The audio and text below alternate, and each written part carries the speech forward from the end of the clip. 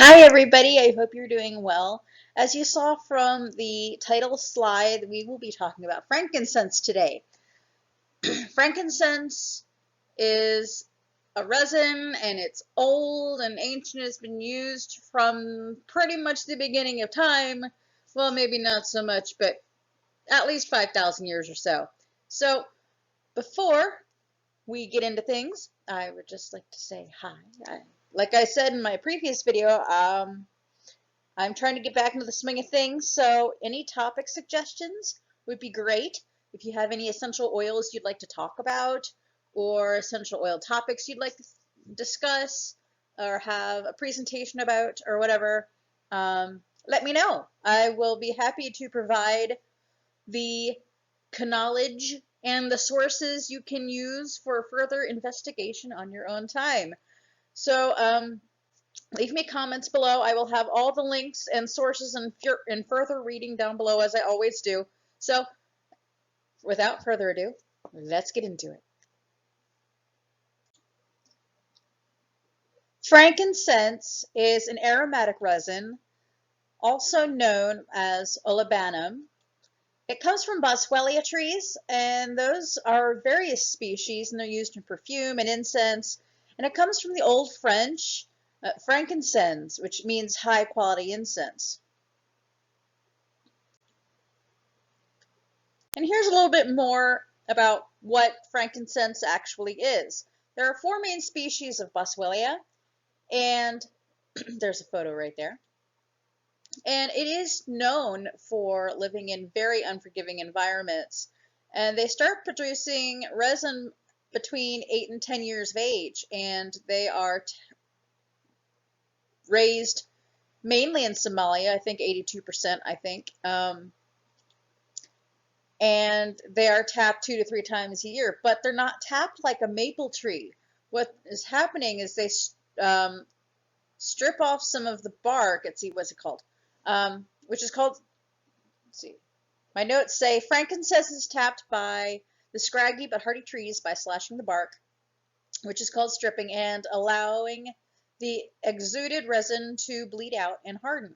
And these hardened resins are called tears. There are several species and varieties of frankincense trees, each producing a slightly different type of resin. All right then. So that is the scoop on that poop.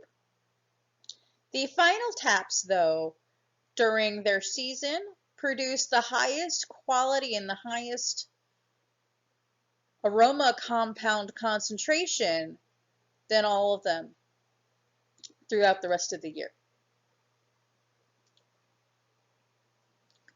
And below are a few of the compounds that are in the resin itself.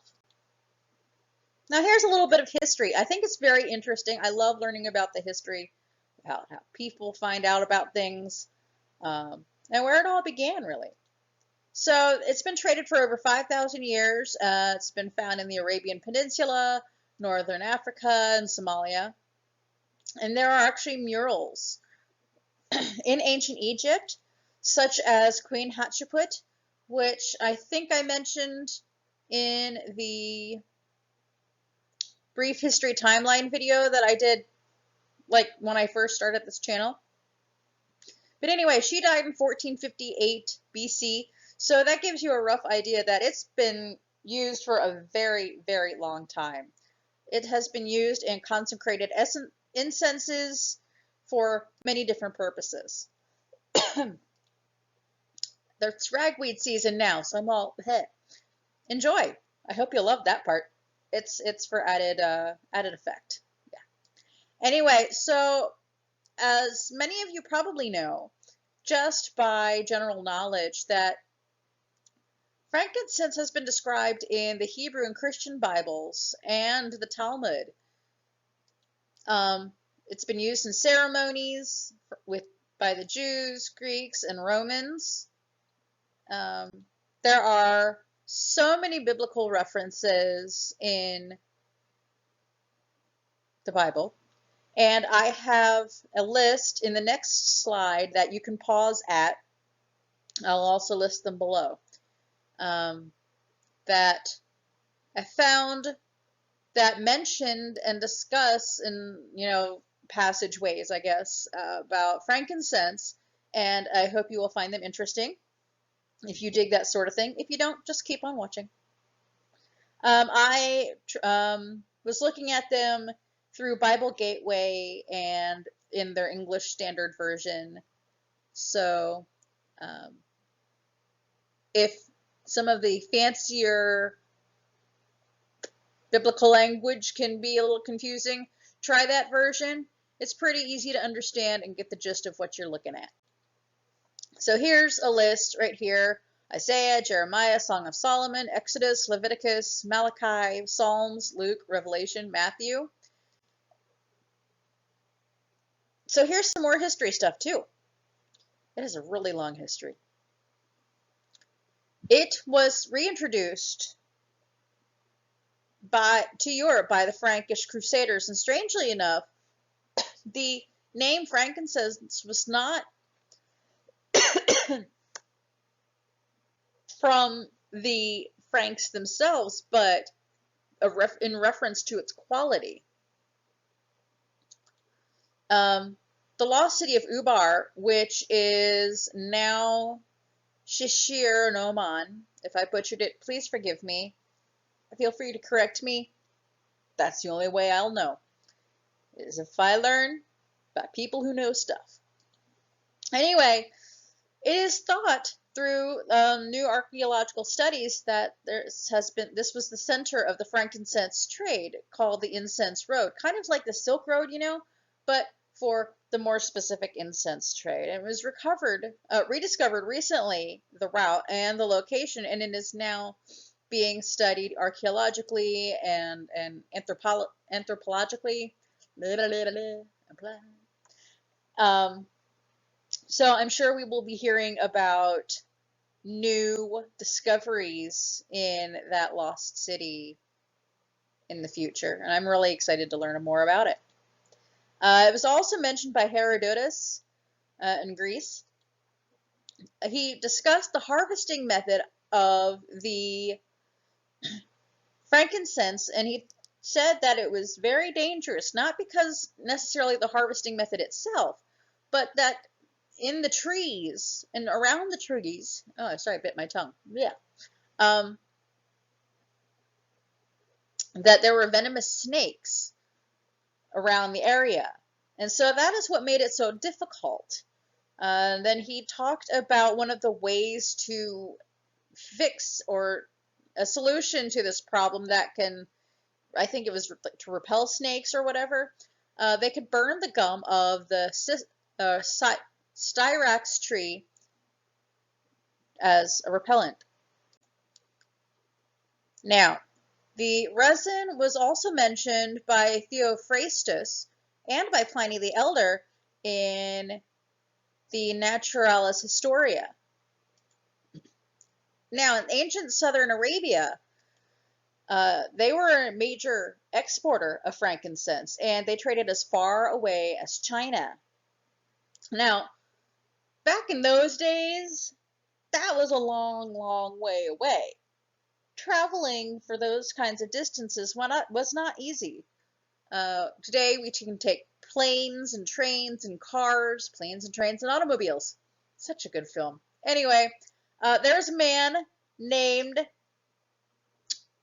Zhao Rugua, and he was a Chinese writer and a customs inspector, and he wrote about the origin of frankincense and it's being traded through China. And here is a quote from his work, which I will leave here for a couple of seconds. Feel free to pause, look it over. I will leave source links in the bottom as always.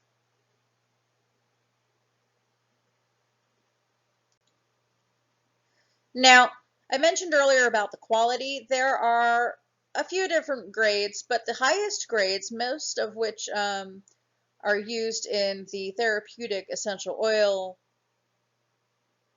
areas of things, are silver, which looks a lot like this. and the hojari. Now, it is estimated that 82% of the frankincense that we get nowadays comes from Somalia. It has three ecological zones: the Khao Mado in the mountains of the north by the coast, and then there's Khao Mesquite in the middle, and Khao Bari.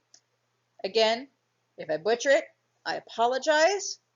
Please correct me and teach me how to say it properly so I can know for later. In the eastern region, there are other areas for producing frankincense: the Karkar Mountains, the northwest mountains of Ngavo and Isle Afwen in southern Arabia, Ethiopia, Sudan, and there's even some being produced in some Central African countries. How is it used? It's been used for a long time for many different reasons, including medicinally, which is what I found very surprising. It's been used as perfume, as we know that it has a very nice woodsy scent, sometimes citrusy, sometimes with like a splash of cedar or something. It is obtained by steam distillation from the dry resin, and some of the smells of frankincense is from my research, it says frankincense smoke products are products. Let's see. Some of the smells of the frankincense smoke are products of the pyrolysis. So the use of heat in the steam is what produces a great deal of the fragrance, the releasing of the fragrance compounds, creating the smell that we smell. Smelly. Anyway, it's been used for aromatherapy for a long time. It's in skincare, and it's also used in Christian churches. Now, I'm not Catholic, and I've only been to Mass once. I think that was maybe when I was 12 or something with a friend of mine. I can't recall if it's the actual priest or if it's a cardinal or something who has these censers, kind of like that. And, it's with, it has frankincense in it, and I think a couple of other herbs, probably myrrh. I'm not sure, myrrh resin. And it's swung to purify the area. It was also given as a gift by the Magi to Jesus. Frankincense, myrrh, and gold were the three gifts of the three wise men. And it has been used by Christians, Jews, and Muslims over time, different sects. Maybe not so much all of them today, but it used to be used quite often to anoint newborns and to use it for initiation and to a new phase of spiritual life. There were also uses in traditional medicine, not only in the ancient times, but currently. But we'll talk about a little bit of essential oils and science in a little bit. I love that. Anyway, did you know that frankincense is actually edible? I didn't know that either. It says in my notes that frankincense resin is edible and is used in traditional medicines in Africa and Asia for digestion and healthy skin. And for internal consumption, it is recommended that frankincense be translucent with no black or brown impurities. It is often light yellow with a very slight greenish tint, and it is often chewed like gum, but stickier. Now, in Ayurvedic medicine or traditional medicine, it's been used for digestion and skin ailments. In Ayurvedic forms of medicine, it's been attributed to helping the symptoms of arthritis, wounds, and strengthening female hormone systems, and air purification. It has been said that burning some frankincense, I guess in incense form, burning it daily in the home brings good health and helps to purify the air. Now, its use as an essential oil, as I said a few slides ago that it's extracted by steam distillation from the dried resin. And it's 75% chemical components are of these 5 really large words that I'm not even going to try to express because I'm having a tongue-tied kind of day. Bleh. So it is noted that it has like a sweet, a woody fragrance, sometimes earthy, fresh quality to it.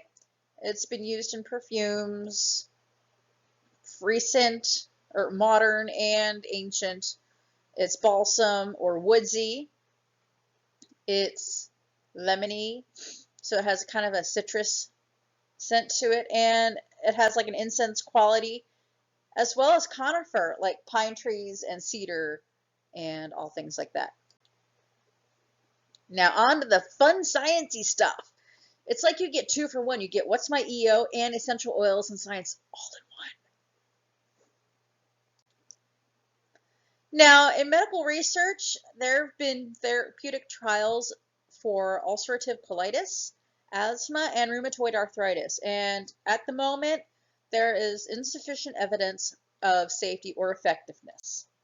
However, in a 2008 study, it was reported that frankincense smoke was psychoactive and that it can relieve depression symptoms and anxiety in mice.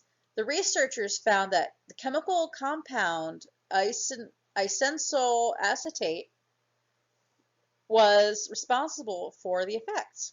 Now, Indian frankincense,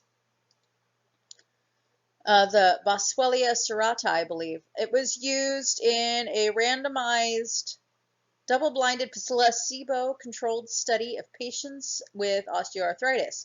Now, these patients, it was found that in these patients that in as little as 7 days, there was significant improvement, and there were no major adverse effects, and it was safe for consumption and long-term use. Something that people have been have known for centuries is finally now being studied. They've been doing a lot of studies with a lot of essential oils and herbs nowadays, which I think is phenomenal. I think they're finally getting smart about that. You know what? These chemically laden drugs are very toxic and are killing us. So maybe they're finally listening to the earth a little and some of the ancient knowledge. I hope so. Anywho, there's also a study done in 2009, and it was reported that frankincense oil appears to distinguish cancerous from normal bladder cells and suppress cancer cell viability. Good deal, right? In a 2012 study in healthy volunteers, it was determined that insenol acetate may possibly influence the regulation of corticotropin release and the pickup of the corticotropins by the hippocampus, which may also benefit depressive disorders or people with depressive disorders and help to maybe alleviate or help them to cope better with some of the behavioral effects of this disease. Being one who deals with bipolar disorder and anxiety, general anxiety disorder, I find this really interesting, and perhaps I should be putting a little bit of extra frankincense in my diffuser at night, huh? I think so. I think I'm going to try it. I'll let you know how that goes. I'll start tonight. I haven't used my diffuser in a while, and I don't know why. Anyhow, back to the fun stuff. There are some really great chemical compounds present in frankincense, and I will have all this great information down below. I hope you found this helpful and you enjoyed it somewhat. I think I've tried to make this video maybe 4 or 5 times already today, and my throat's a little sore.